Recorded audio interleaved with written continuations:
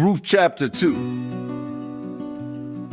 Now Naomi had a relative on her husband's side, a man of standing and good reputation from the clan of Elimelech. His name was Boaz. One morning Ruth said to Naomi, "Let me go out to the fields and glean heads of grain wherever I find favor." Naomi said, "Go ahead, my daughter." So Ruth went out and began to gather grain behind the harvesters.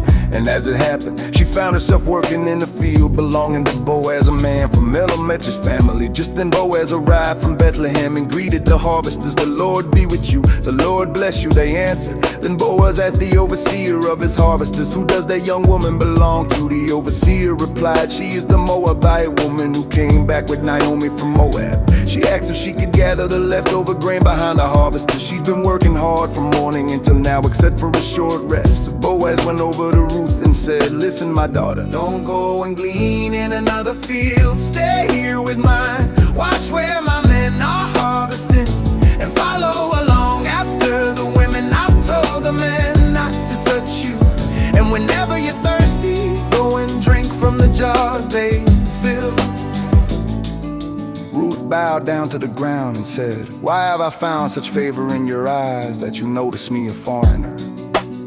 And Boaz replied, "I've been told all about what you've done for your mother-in-law since the death of your husband, how you left your father and mother in your homeland to live among a people you did not know before. May the Lord reward you for what you've done.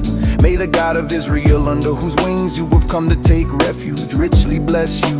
Ruth said, "You've comforted me and spoken kindly to your servant, though I do not have the standing of one of your servants." At mealtime, Boaz called to her, "Come over here, have some bread and dip it in the vinegar."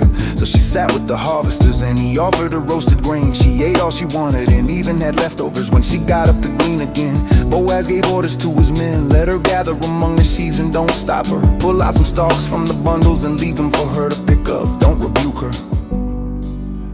So Ruth gathered grain in the field until evening, and she beat out what she had collected. It was about an ephah of barley. She carried it back to town, and the mother-in-law saw how much she had gathered.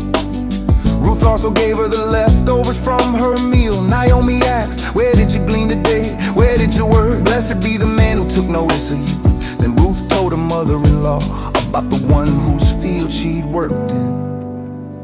"The name of the man I work with today is Boaz," he said. Naomi smiled. "May he be blessed by the Lord, whose kindness is not forsaken the living or the dead. The man is a close relative of ours, one of our family redeemers." Then Ruth said, "He even told me to stay with his workers until they finish the harvest." Naomi said, "That's good, my daughter. Stay with the servant girl. She'll be safe in his fields." So Ruth stayed close to Boaz's servants, gleaning until the barley and wheat harvest were finished, and she lived with her mother-in-law.